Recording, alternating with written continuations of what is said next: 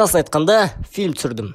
Жұма, дала жанып тұрды. Ал менде хотя бы нормальный вентилятор алатындай ақша болмады. Мен мұңайдым. Сондықтан телевизордан фильм қарауды шештім. Фильмнің түсіріліміне мен қатты таңғалдым. Жалпы қызықты әрі әдемі түсіріліпті. Фильм аяқталды. Сол фильмнен кейін ютубтан сол фильм қалай түсірілгенін қарадым. Мықты. Қанша ақша тапқанын қарадым. Базар жоқ. Жалпы мен бұрында бері фильм түсіргім келіп жүрді. Қазір адамдар қарапайым фильм түсіріп ақша тауып жатыр ғой. Сондықтан да қазір бастауды шештім. Ұйықтап қалдым. Жақсы, ертең бастармын. Келесі күні мен деген конкретно фильм түсіремін деген мақсат қойдым. Деп мақсат қойып тамақ жедім. Окей, Нұрболат. Фильм түсіру ол оңай нәрсе емес. Сондықтан да Google атадан көмек сұрадым. Окей, Google ата қалай фильм түсіруге болады? Өзіме керекті ақпаратты таптым. Окей, ең алдымен жанрдан бастау керек. Әрине боевик. Неге десеңдер, себебі это жизнь, братуха. Дәл солай. Келесі идея керек екен. Көп ойланбай районский дедім. Енді сценарий жазу керек. Бұл өте жауапкершілікті жұмыс болған соң менің басыма не келді, соны жаза бердім. Сценарийін жазу қиынға соқты. Где-то через 3 күннен кейін мен сол сценарийін жазып бітірдім.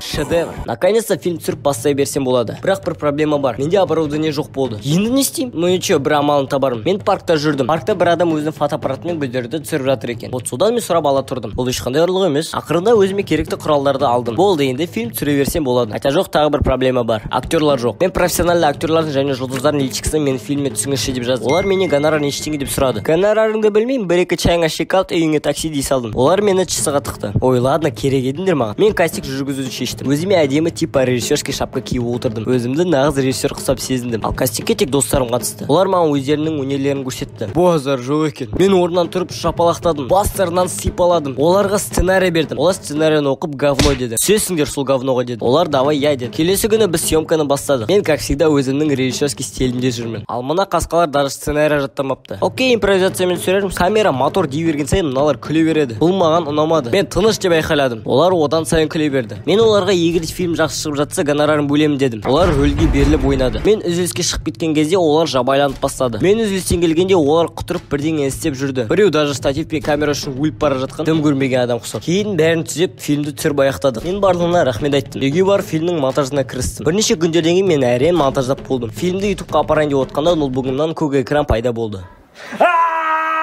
Қысқасын айтқанда, фильм түсірдім.